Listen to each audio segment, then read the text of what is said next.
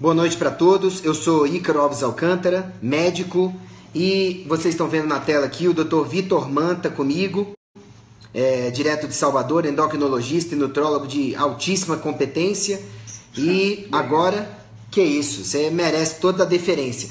E agora parece que deu certo aqui para a gente começar, já tem o pessoal entrando rapidamente aqui, Cláudia Portas já está dando boa noite, vamos ver aqui se... Opa, 11 pessoas já, agora parece que deu certo, viu, Vitor? Dr. Alain Machado Dutra, urologista lá do Grupo de Medicina Integrativa, também está conosco. Vitor, eu acho que você já pode começar dando boa noite aí para o pessoal, falando das suas credenciais, onde você atende, para a gente começar essa live que vai ser bombástica aí.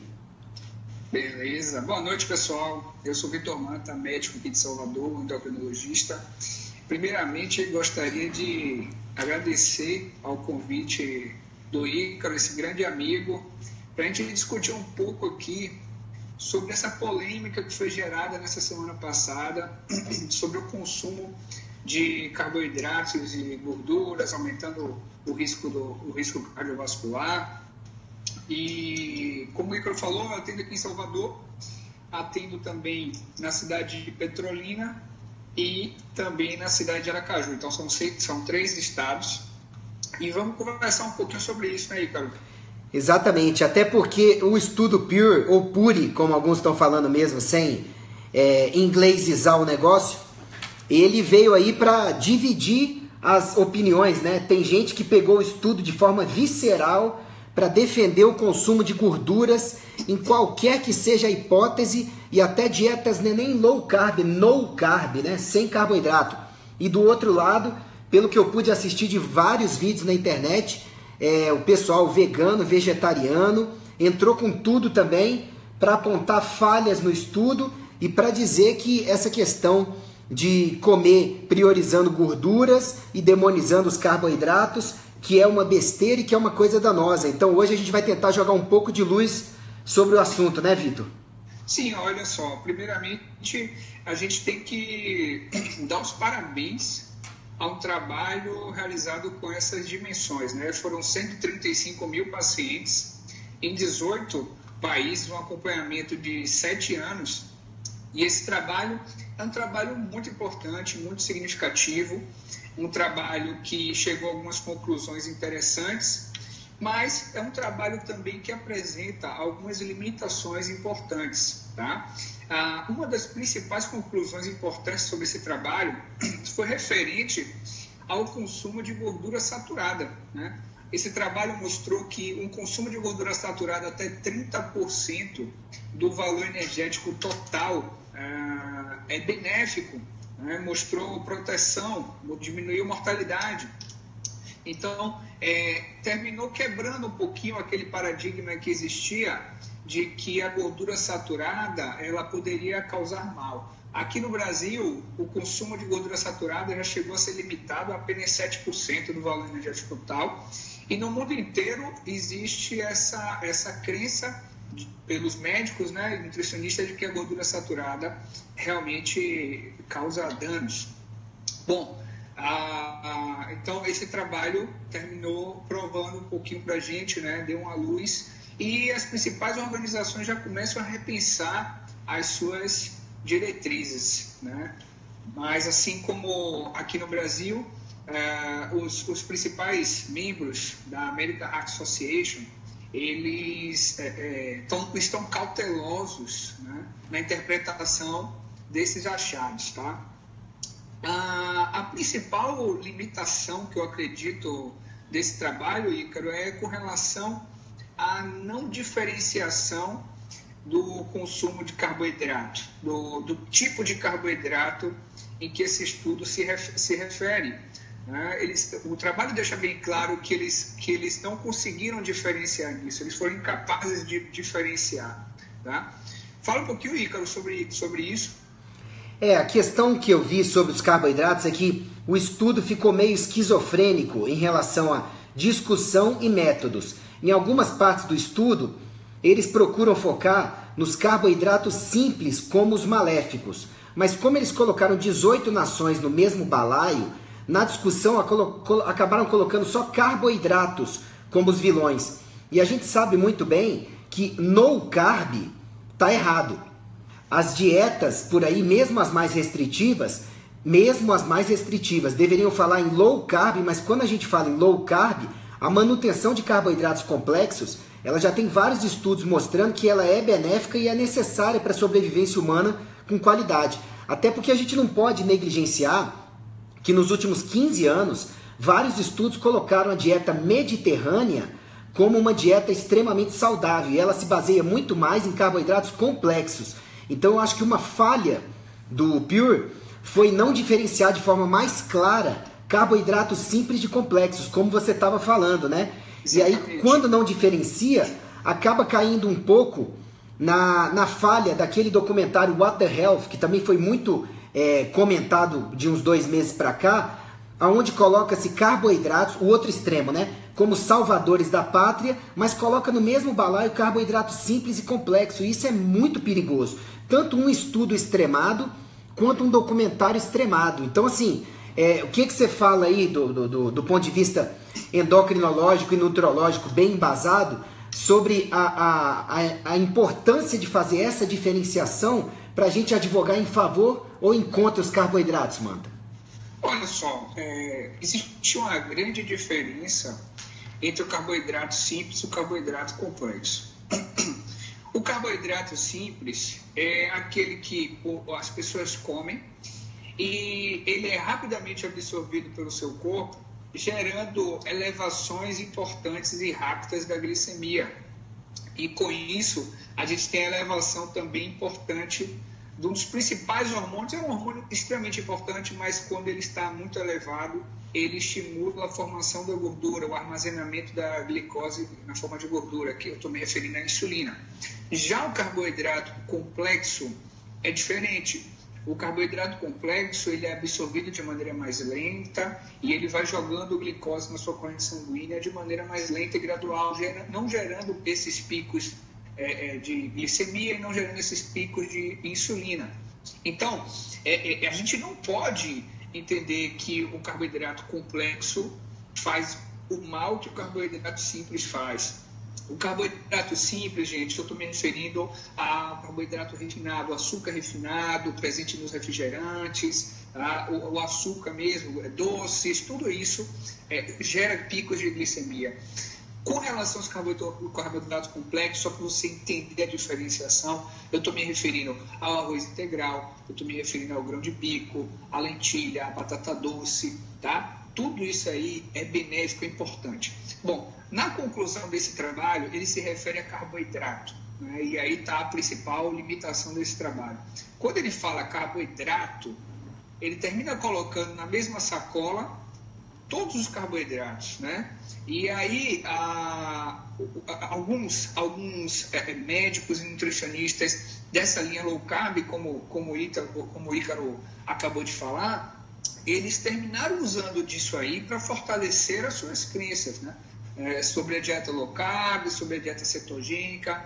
E aí, o que me preocupa disso, Ícaro, é que o público leigo, né, que segue essas pessoas, ela entende aquilo como uma verdade absoluta. E a minha preocupação é justamente na criação de uma sociedade extremamente carbofóbica, né?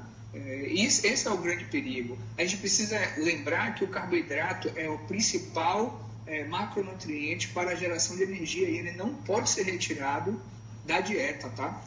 Sim, eu acho que é fundamental esse ponto que ele está tocando, porque o estudo tem a sua vantagem de ter tirado essa mistificação ao redor da gordura saturada como um causador de doenças cardiovasculares, um agravante e tudo. Mas até o próprio estudo coloca bem claro o seguinte: coma mais gorduras saturadas, mas não necessariamente de fonte animal, não necessariamente isso deve puxar um consumo de proteínas animais aumentadas, e o mais importante, não necessariamente isso tem que te fazer esquecer das gorduras poliinsaturadas e monoinsaturadas que o estudo colocou como extremamente saudáveis.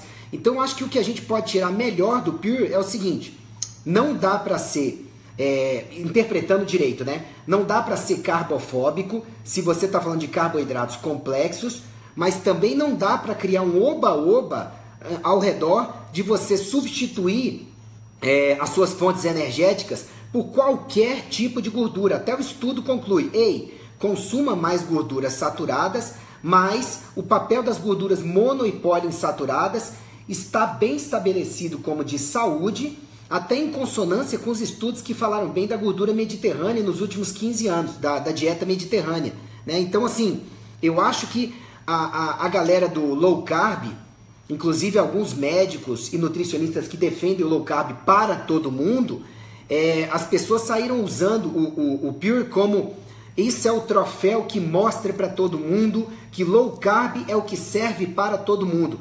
Alto lá. Eu até falo em palestra, sabe, Manta? Eu quero ouvir depois de terminar essa argumentação, o teu ponto de vista. Eu falo para a maioria das pessoas o seguinte: se você quer ir para alguma dieta sem consultar com o nutricionista, o que não é o ideal, nutricionista profissional de muita importância, fundamental, mas se você não tem acesso ao nutricionista, você tentar um low carb, diminuir os carboidratos na sua dieta, principalmente os simples e refinados, que é o que a maioria das pessoas come, para tentar algo melhor para você, existe uma grande chance de você acertar. Oi, Manta, tá me escutando? Tô escutando sim, cara. Existe uma grande chance de você acertar. Agora, o fato de você... Pronto, voltou a tela aqui. O fato de você ir pro low carb, de repente não dá muito certo, não checar em exames seus níveis de insulina, sua resposta à dieta, sua resposta clínica, pode indicar que você tem que aumentar carboidratos na dieta, como várias pessoas precisam, atletas ou pessoas que não são atletas profissionais, mas que levam isso mais em consideração, o esporte nas suas vidas. O carboidrato tem papel fundamental, e até o carboidrato simples para atletas ou para quem pratica muita atividade física tem o seu papel também, porque é um público especial que não foi mirado pelo Pure, né? Exatamente, Igor. Eu acho que o que deve existir, eu acredito que é a individualização. Sim. Tá? Às vezes o paciente, o problema dele não é na ingestão do carboidrato, mas e sim na sua metabolização. O paciente tem problema a nível mitocondrial, né? Que é uma organela responsável pela geração de energia. Então, é um mecanismo muito mais complexo, essa avaliação é muito mais complexa do que essas avaliações simplistas que foram colocadas na internet. Tá? Ícaro, eu chamo a atenção também para uma outra limitação importante do estudo Pure. A avaliação nutricional dos pacientes foi feita por um questionário de frequência alimentar. E esse questionário ele foi aplicado somente uma vez nesse estudo, que foi no início do estudo, né? E depois de 7 anos ele nunca mais foi aplicado. Ora, então, o que é que a gente pode pensar? Será que todos os pacientes eles mantiveram o mesmo padrão alimentar nos 7 anos de estudo? Será que um paciente ele tinha um padrão nutricional mais saudável e de repente ele começou a se alimentar com mais carboidratos simples? Então, assim, essa é uma limitação importante também desse estudo. Sim. Eu chamo a atenção para essa limitação e a gente acaba puxando também a questão dos hábitos de vida de cada paciente, né? Porque assim, eu acho que um estudo que não nivela os pacientes por hábitos de vida similares, ao longo de 7 anos, um paciente que está num estudo, muitas vezes ele começa a focar mais atenção na sua saúde, ele melhora algum hábito de vida chave, como o exercício físico, como o sono, como tomar água direito. Ele assim melhora a resposta glicêmica dele, otimiza a liberação de insulina e ele no meio do estudo pode ter se transformado num grande viés do estudo, né? Então eu questiono muito isso em todo estudo que estuda seres humanos, sabe? Que não é in vitro ou que não é em cobaia. Do tipo, vamos nivelar pelos hábitos de vida, porque senão você acaba pegando pessoas, ainda mais em estudos prolongados, que não só a alimentação mudou, os hábitos de vida do paciente podem ter mudado e ele já se transformou em algo que pode até sair do escopo do estudo se não foi bem definido, né? Perfeita observação, Ícaro, perfeita observação. Eu acho que a chave da boa nutrição é equilíbrio, tá? Todos os macronutrientes eles são importantes. os meus pacientes, eles se alimentam com todos os macronutrientes, eu não faço exclusão de nenhum. Então, tem que ter carboidrato complexo, tem que ter gordura de boa qualidade. Agora, eu vou dar mais atenção mais especial às gorduras saturadas. E também tem que ter proteína, tá? Agora, uma coisa que eu chamo a atenção também, e que vale a pena para a gente comentar aqui, é para o sensacionalismo, né? A conclusão importante desse estudo é que a gordura saturada,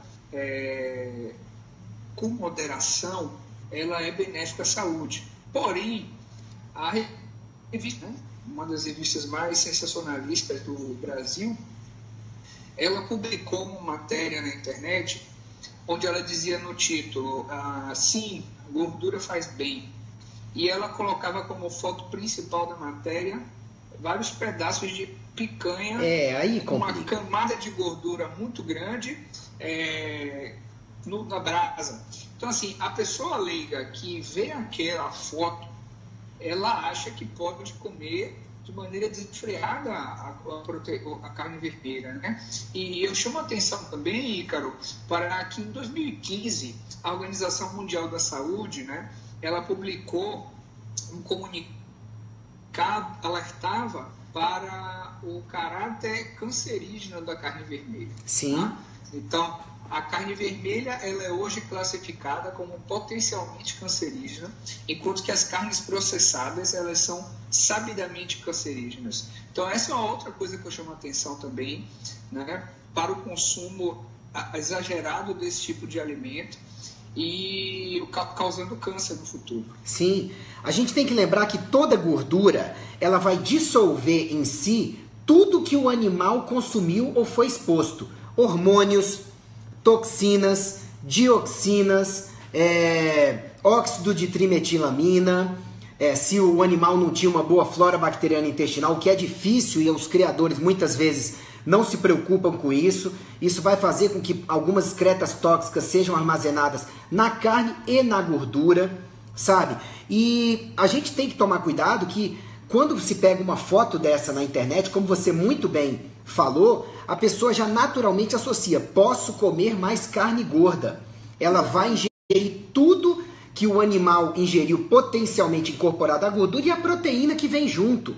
Então, assim, o estudo, ele não recomenda o aumento de consumo de carne, que já é o carcinógeno do grau 2, ou de carne processada, que é um carcinógeno de grau 1. A gente também não está dizendo que você não possa consumir a sua carne ocasionalmente, enquanto você não adota um padrão mais mediterrâneo de dieta, que é mais sabidamente saudável, com ovos e peixes, que são bem menos problemáticos. Ou então não tem problema o vegetariano também consumir mais gorduras de fontes vegetais não processadas pelo homem. Então não dá para achar que o Pure endossa o aumento de consumo de gorduras ou proteínas animais. Elas são fontes mais ricas para quem digere bem. Aí a gente entra em acidez estomacal, enzimas digestivas, equilíbrio de desbiose intestinal. Quer dizer, a gente aumenta o espectro do consumo saudável de gorduras e de proteínas, né, Manta?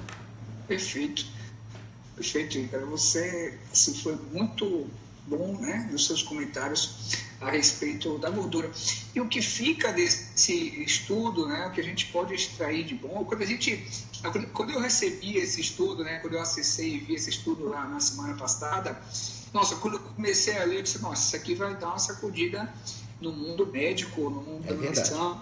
Mas depois que você para e faz uma segunda leitura, aí você começa a achar algumas coisinhas que são questionáveis.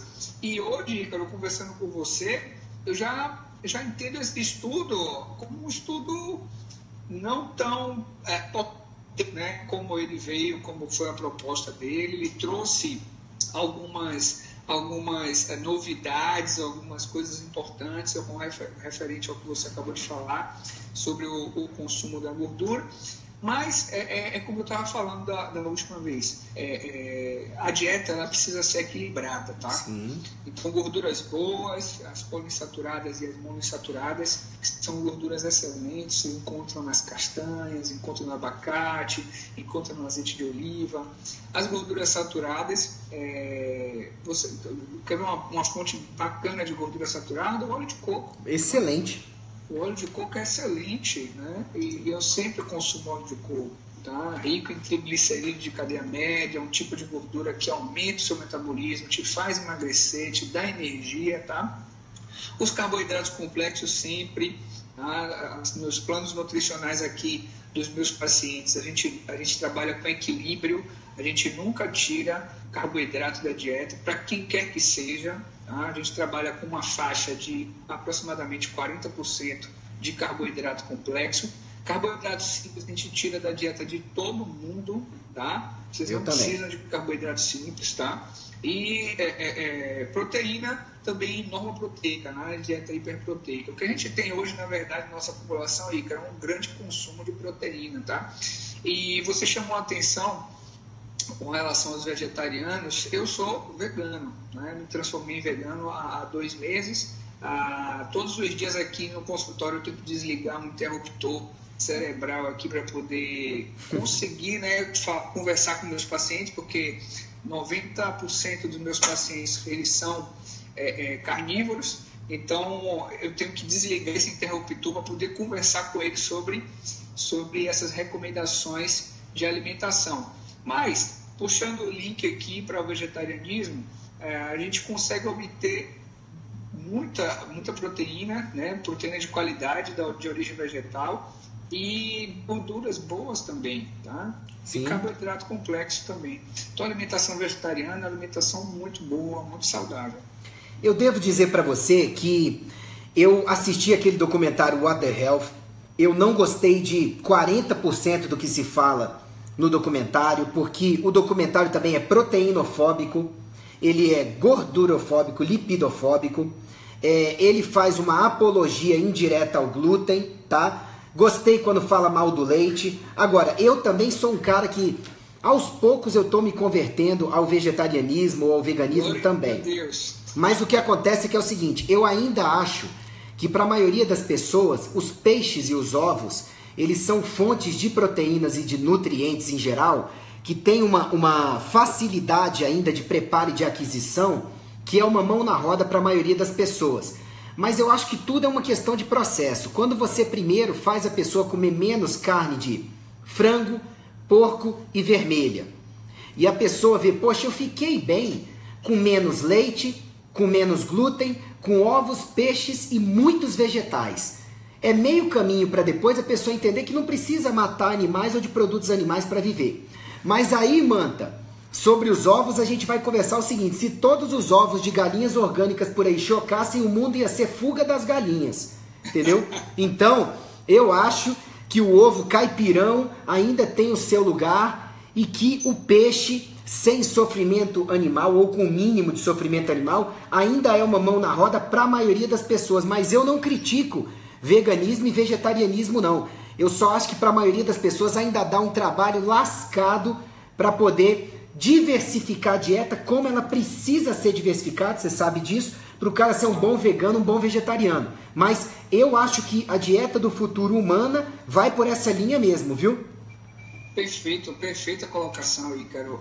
Eu também acredito que o futuro sustentável da nossa espécie passe pela dieta vegetariana, tá?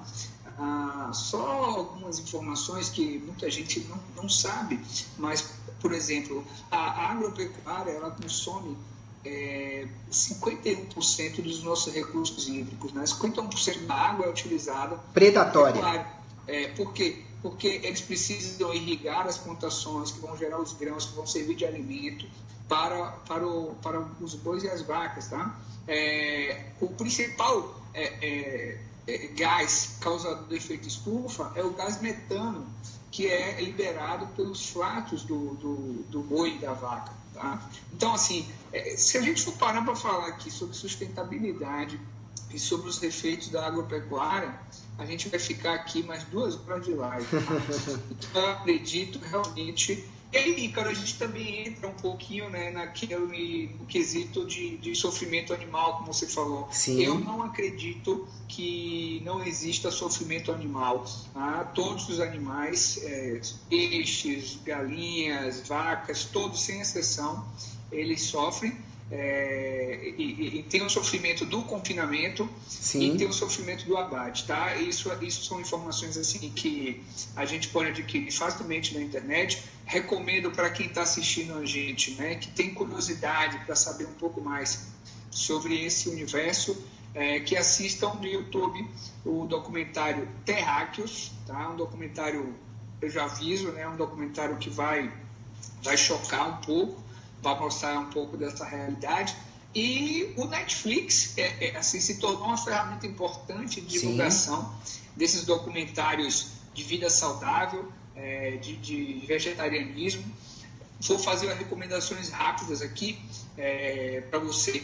Anota aí rapidinho, ó. Food Choices, Fed Up, Cowspiracy, são todos documentários muito bacanas para você obter informação, tá? Sim.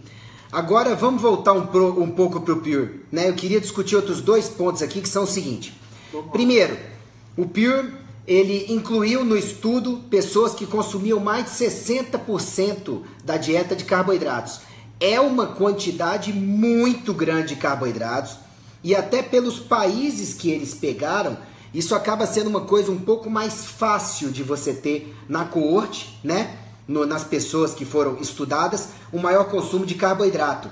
E a gente sabe que normalmente quem consome muito carboidrato, consome muito leite, consome muito glúten, e isso per se já aumenta o coeficiente inflamatório, já aumenta o risco cardiovascular, já aumenta o estresse oxidativo. Isso aí também pode ter sido um viés importante para você aumentar o problema associado aos carboidratos, mesmo complexos, quando foram jogados naquele balaio, né?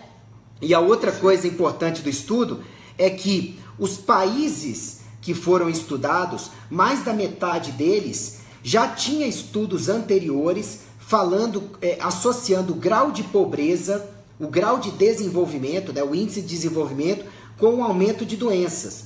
Então, você tem outros fatores socioculturais que podem também ter colocado esse balaio comum de carboidratos simples e complexos como pior para as pessoas. Então, estudar uma população que consumia carboidratos muito além do desejável, tá? Isso facilita instituir-se uma carbofobia na leitura inadvertida do estudo, e outros fatores foram jogados fora quando você coloca 18 países muito díspares dentro de um mesmo estudo. E aí, o que você me diz disso? Olha, Ícaro, essa margem que eles colocaram de 60% de carboidrato, na minha prática clínica, nos inquéritos alimentares que eu efetuo aqui na minha clínica, né, desses 3 estados que eu trabalho, eu não consigo identificar pacientes que consomem essa margem. Inclusive as recomendações das diretrizes da nutrição de abaixo de 55% de carboidrato, tá? Então, você está perfeito nessa colocação, nessa crítica ao trabalho e ao tipo de alimentação desses países que foram estudados. Mas ainda assim, o estudo é equânime, unânime e inconteste quando coloca pra gente claramente, pessoal, vou falar olhando para vocês, gorduras não são esse demônio todo que pintaram para nós. Ponto. Isso está claro no estudo. A gente só tem que ver que saturadas, poliinsaturadas e monoinsaturadas, e que o estudo não diz para vocês ingerirem mais gorduras de fonte animal necessariamente. Isso tem que ficar claro. E o estudo não manda também você aumentar gorduras saturadas sozinhas. Manda aumentar monoinsaturadas e poliinsaturadas também. E o que a gente bateu na tecla muito nessa live é que é o seguinte: carboidratos complexos, bem colocados no contexto de uma dieta que tenha proteínas, não necessariamente animais também, que tenha muita água, muitas fibras, fundamental. Eu senti muita falta no estudo também, Manta, deles falarem da importância de sempre que você aumentar gorduras na sua dieta, você aumentar fibras diversas também. Senão o cemitério vira, senão o intestino vira um cemitério, vai ter uma desbiose lascada. A desbiose vai fazer com que o pouco de proteína que você ingira te faça mal, principalmente a L-carnitina, que a gente sabe que pode ser transformada em óxido de trimetilamina por uma flora bacteriana intestinal desarranjada, sabe? Que é uma molécula realmente muito perigosa, sem contar as outras coisas que vêm, putrecinas e companhia, né? Da carne vermelha. E não tem jeito. Quando se fala para a população, aumente gorduras que fazem bem, aí a mídia vem e coloca uma picanha gorda lá. Aí complica. Aí complica, porque não é para ser uma coisa linkada à outra, né? É aumentar gorduras e carboidratos complexos, mas com racionalidade e lembrando das fontes vegetais. E aí? Olha aí, Carol, esse ponto que você falou, que está muito em voga hoje, da questão da desbiose intestinal, isso é muito importante, vale a pena a gente frisar. O baixo consumo de fibras pode levar a uma obstipação crônica, e essa obstipação crônica é causadora de desbiose intestinal. O que é a desbiose, gente? A desbiose é o supercrescimento de bactérias patogênicas no seu intestino, tá? E a obesidade, ela tem na sua gênese a desbiose intestinal, ela tem na sua gênese uma alteração da microbiota intestinal, tá? Só para a gente entender, no passado foi feito um estudo, né, com pessoas obesas para se avaliar a flora intestinal desses obesos e transferiram fezes do obeso para um rato magro. O rato magro começa a engordar. Depois se pega as fezes do rato obeso e transfere para o intestino de outro rato magro. O outro rato também começa a engordar. Então, essa alteração da microbiota intestinal, ela é causadora de desbiose intestinal, de obesidade, ela é causadora de aumento da permeabilidade intestinal, aumento da inflamação intestinal, tá? Então, a gente precisa sim enriquecer a nossa dieta com fibras. Agora, com essa dieta vegetariana, por exemplo, a minha dieta ela é muito rica em fibras. Aconteceu comigo uma coisa que assim, os professores, né, os nossos professores, Ícaro, nessa nossa linha de medicina, principalmente o mestre Laí, eles sempre falaram, olha, o ritmo intestinal normal é de 3 vezes ao dia. E eu ficava assim, nossa, mas eu não tenho nenhum paciente que vai 3 vezes ao dia. Com a dieta vegetariana eu vou 3 vezes ao dia ao banheiro, tá? Então, isso por conta de uma alimentação saudável, uma alimentação rica em fibras. Sim, aí eu vou ter que fazer o contraponto do Manta, porque eu como ovos e peixes com uma frequência maior do que ele, claro, ele não come mais, e também vou ao banheiro com uma excelente frequência. Então, assim, é tudo uma transição, né? A gente quer deixar claro aqui que eu mesmo devo ser um Manta em breve. Eu acho que agora eu vou pegar ele como um referencial para mim. Vou chegar lá, vegetariano ou vegano, sabe? Até quando eu tiver mais tempo para focar nisso aí, beleza. Agora, se você cuida de diminuir carne vermelha, carne de frango, carne de porco da sua dieta, aumenta vegetais fermentados também, ou kefir, o chucrute, sauerkraut, kombucha, essas coisas na sua vida, você sente uma transformação positiva da sua microbiota intestinal que é absurda em humor, em emagrecimento, em felicidade, em reter menos líquido, em produtividade de exercício físico, produtividade mental, né? Exatamente, Ricardo. Inclusive, quando você falou aí da carne vermelha, me subiu uma luz aqui para falar um pouquinho do ômega 3, né? O ômega 3, Ricardo, se a gente tivesse uma melhor dieta na nossa população, a gente não precisaria utilizar ômega 3, tá? Dificilmente você vai ver um vegetariano que tem uma alimentação saudável, porque ser vegetariano não significa necessariamente que você é saudável, né? Se você é vegetariano e come muito carboidrato simples, você vai ser obeso, você vai engordar. Então, se você tem uma dieta vegetariana saudável, dificilmente você vai precisar de ômega 3. Por quê? Porque a sua ingestão de ômega 6, que é um ácido inflamatório, ela diminui. E você ajusta aquela proporção, Ícaro, que é de 3:1, né? Você tem que ingerir 3 de ômega 6 e 1 de ômega 3. A dieta ocidental, hoje, a gente tem uma desproporção. Essa desproporção já chega a aproximadamente 40:1. E aí entrou muito essa questão de, então se está desproporcional, vamos enriquecer a nossa dieta com ômega 3, e aí as pessoas começaram a suplementar ômega 3. Na verdade, eu acho que deveria ser fazer o contrário. Vamos reduzir a nossa ingestão de ômega 6. Tá? O que você acha disso, Ícaro? A gente precisa do EPA dentro do nosso organismo, né, que é o eicosapentenoico, e o EPA tem que ser convertido em DHA, né, o docosahexaenoico, e infelizmente as fontes vegetais elas só trazem para a gente o ALA, né, o alfa-linolênico.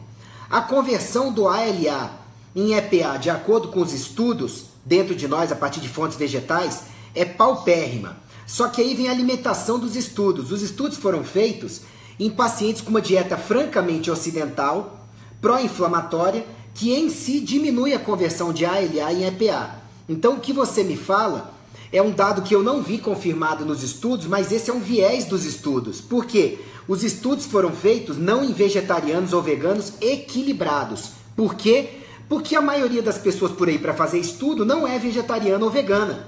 Então é claro que o estudo vai falar uma coisa desfavorável da conversão. Eu acredito no que você falou, que a conversão do ser humano pode se transformar numa conversão de um salmão, de um salmão ou de uma vaca, que é muito boa, desde que a gente se alimente prioritariamente de vegetais de forma equilibrada. O problema aí são dois. Primeiro, que os estudos não comprovam isso porque foram feitas em pessoas com uma alimentação ordinária rica em carboidratos e fatores inflamatórios. E por outro lado também, os estudos eles têm sido conduzidos de uma forma que você não tem como auferir isso com parâmetros que foquem em ômega, nessa transformação de ômega.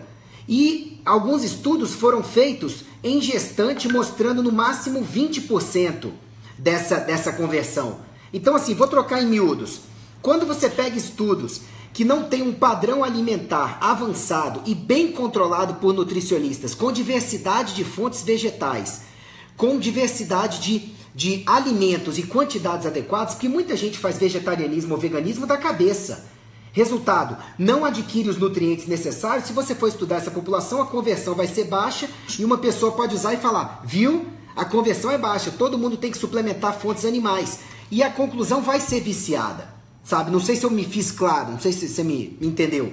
Entendi, sim. Então, assim, perfeito. Essa conversão é igual o GABA. Tem muita gente que fala que o GABA não tem nada a ver com o assunto, é um neurotransmissor inibitório e que a gente não absorve direito ele para o cérebro porque ele cai na corrente sanguínea, mas não atravessa a barreira hematoencefálica. Horas, eu pego os meus pacientes que quando usam o GABA tem um excelente resultado calmante. Então, ou a barreira hematoencefálica desses pacientes está toda detonada, ou então os estudos foram feitos para promover drogas calmantes, ou então o paciente que melhora o coeficiente inflamatório através de dieta e hábitos saudáveis de vida atravessa melhor o GABA para a barreira hematoencefálica, porque médicos como nós desinflamamos o paciente como parte do tratamento. Então eu acredito que esses pacientes desinflamados, com menor estresse oxidativo, que estão se cuidando melhor, naturalmente eles vão converter melhor o ALA, que é o ômega 3 de fonte vegetal, em EPA e depois em DHA. Só que isso os estudos ainda não mostram porque pegam uma população que não se alimenta direito.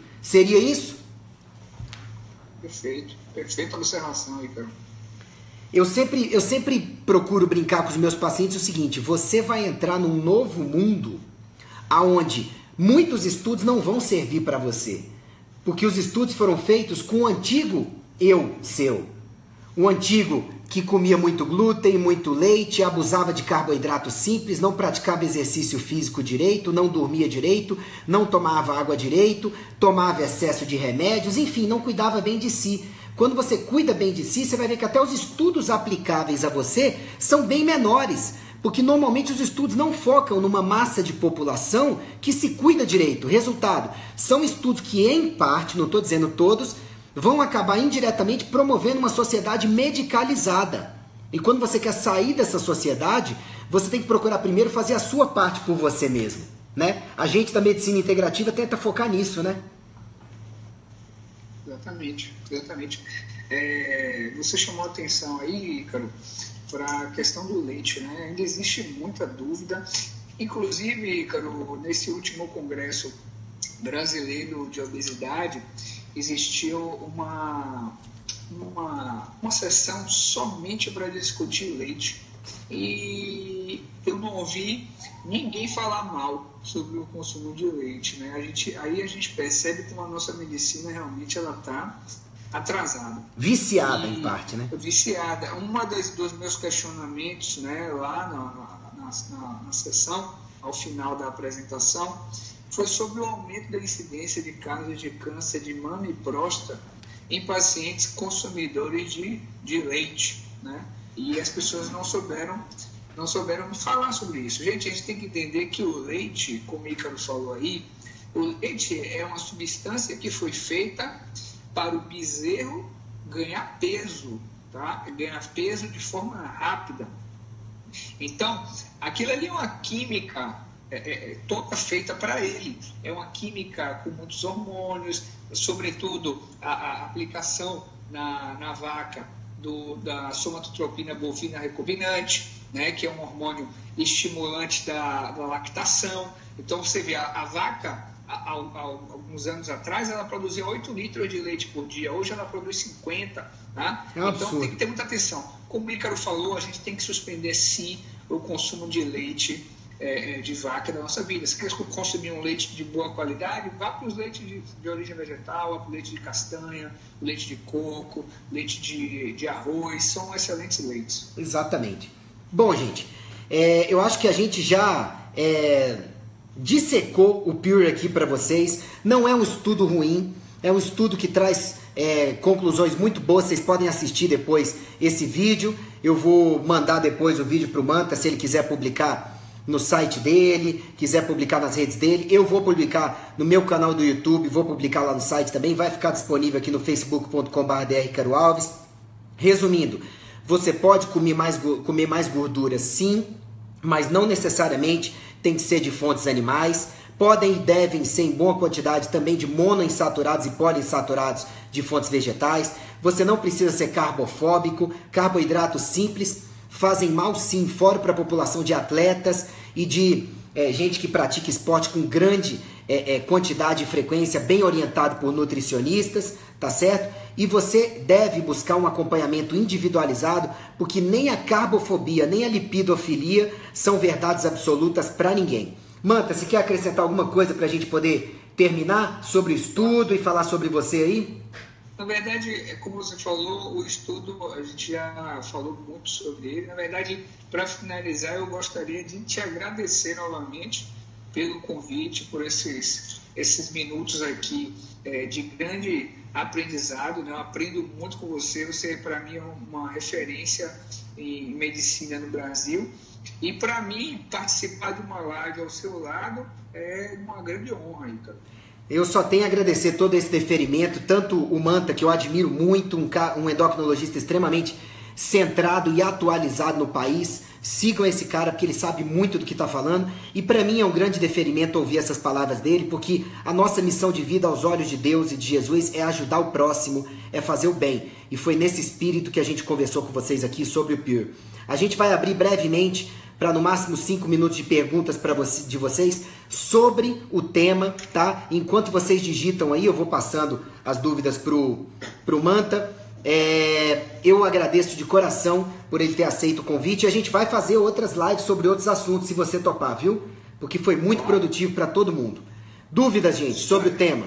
Senão eu vou liberá-lo para ele passar essa noite de domingo aí, de preferência com um bom vinho, uma alimentação vegana e começar a segunda com tudo. Pelo menos é o que eu devo fazer daqui a pouco. Eu já tenho uma pipoca aqui me esperando e minha esposa pra gente assistir um filmezinho. Excelente! Eu vou comer um hambúrguer de cogumelo. Que beleza! Um hambúrguer de cogumelo. Low carb, porque tem uma hamburgueria top dessas aqui em Brasília, viu? Olha lá, qual o consumo máximo de gordura saturada por dia? Olha, essa eu vou responder como ortomolecular, homeopata e médico de estilo de vida, e o Manta vai complementar. Não dá para definir desse jeito, tem que conhecer o caso, não tem jeito. Agora, eu acho que se 30% do seu prato em geral for de boas gorduras, mesclando saturada, como óleo de coco, né? Poliinsaturado e monoinsaturado, como azeite de oliva e castanhas, você vai ficar muito bem. Manta, o que você acrescenta? Olha, eu concordo com o Ícaro, né? Realmente não dá para dizer, mas se a gente fosse basear em diretriz, a tendência, né, já que a Sociedade Brasileira de Cardiologia já se posicionou, a tendência é que esse consumo gire em torno de 10%. Tá? Nossa, mas aí, assim, se basear por eles, hein, Manta?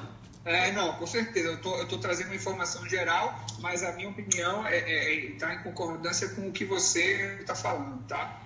Aí a outra pergunta, o kefir de leite é prejudicial? Não. Se ele for bem fermentado, quase não tem mais leite ali dentro, tá certo? Quase não tem mais.